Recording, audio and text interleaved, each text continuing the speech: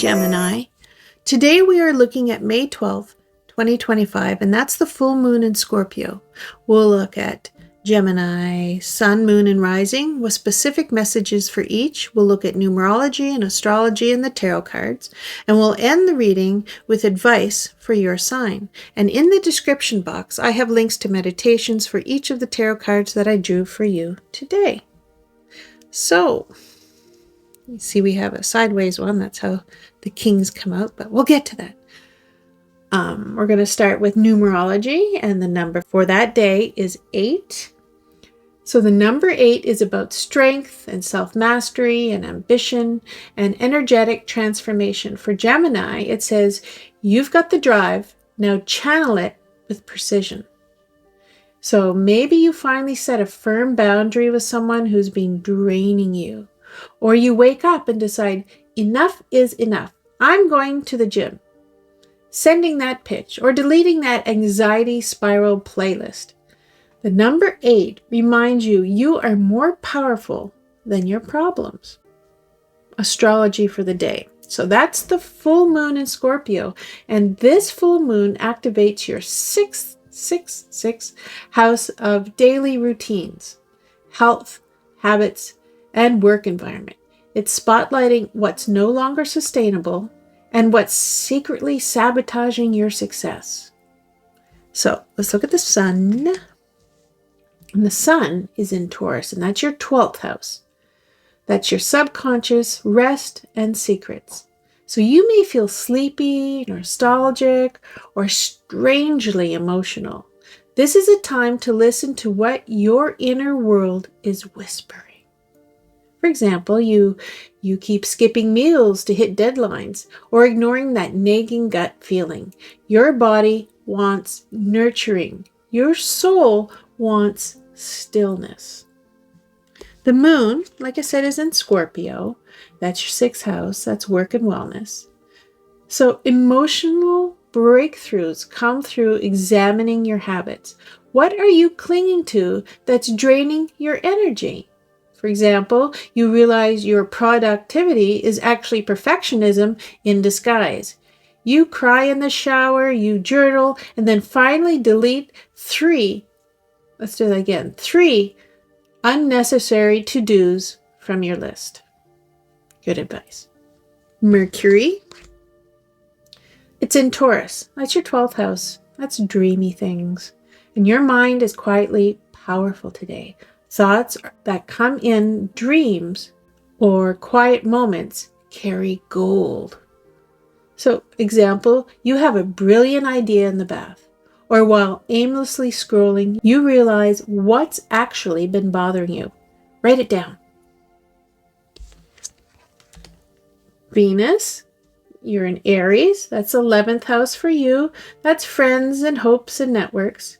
So you're drawn to bold, inspiring people, but may also clash with others' egos. So example, a group chat goes off the rails. You feel frustrated that people aren't listening, but secretly you're afraid they won't see your value. Mars, in Aries, 11th house. That's vision and momentum. So drive meets ambition. You're fired up to lead, to pitch, or innovate, but take a deep breath before charging in. An example, you finally share your idea with the team, but maybe you didn't need to call your coworker's idea basic. Mars says, lead with heart, not with heat. So, tarot cards. The first card I pulled for you is the Chariot.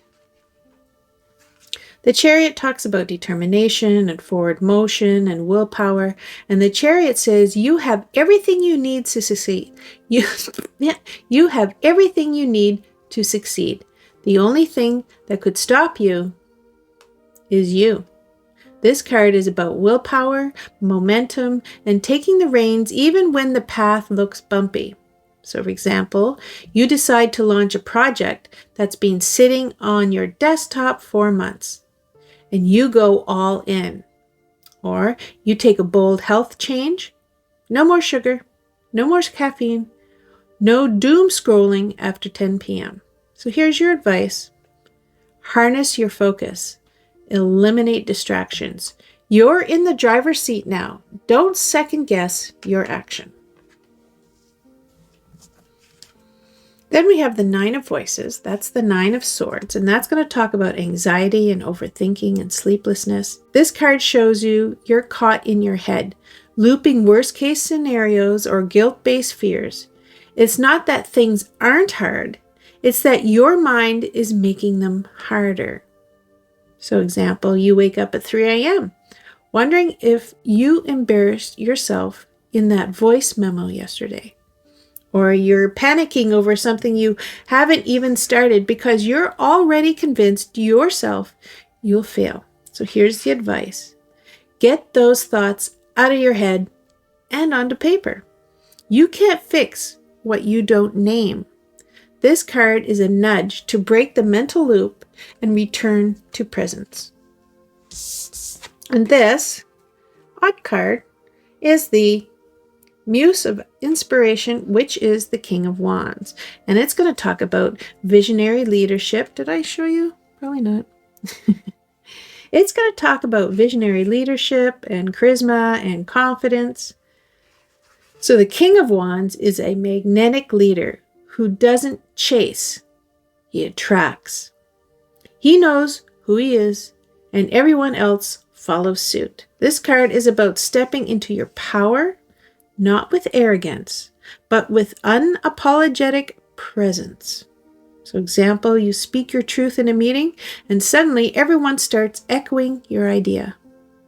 Or you post something brave on social media, and it gets 10 private messages about people who feel seen. So here's your advice. Own your throne. You don't need to prove yourself. You just need to be yourself fully and loudly.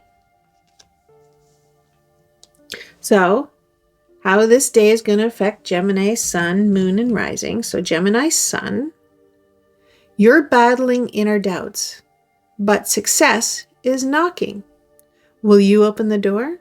Example, you hesitate to submit your application. Then you do it anyway and get that interview. The Chariot says, don't wait for confidence. Move anyway. Gemini Moon, emotional tension is running high.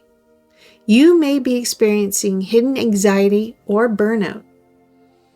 An example, you break down over something small, only to realize you've been pushing yourself too hard for weeks. The Nine of Swords is your signal. Pause and nurture your nervous system. Gemini Rising, you've been asked to lead, to stand out, and to be seen, but imposter syndrome may try to sabotage you. Example, you've chosen to represent your team or project, but part of you still feels like, I'm faking it. The King of Wands wants you to remember you earned this spotlight. Summary. What this day means to you, Gemini. On May 12, 2025, is a high-stakes emotional checkpoint. The full moon in Scorpio demands inner transformation, and your tarot cards are like a cosmic pep talk wrapped in tough love. The Chariot tells you, you can do this, but you have to believe it first. The Nine of Swords whispers, stop letting fear write your script.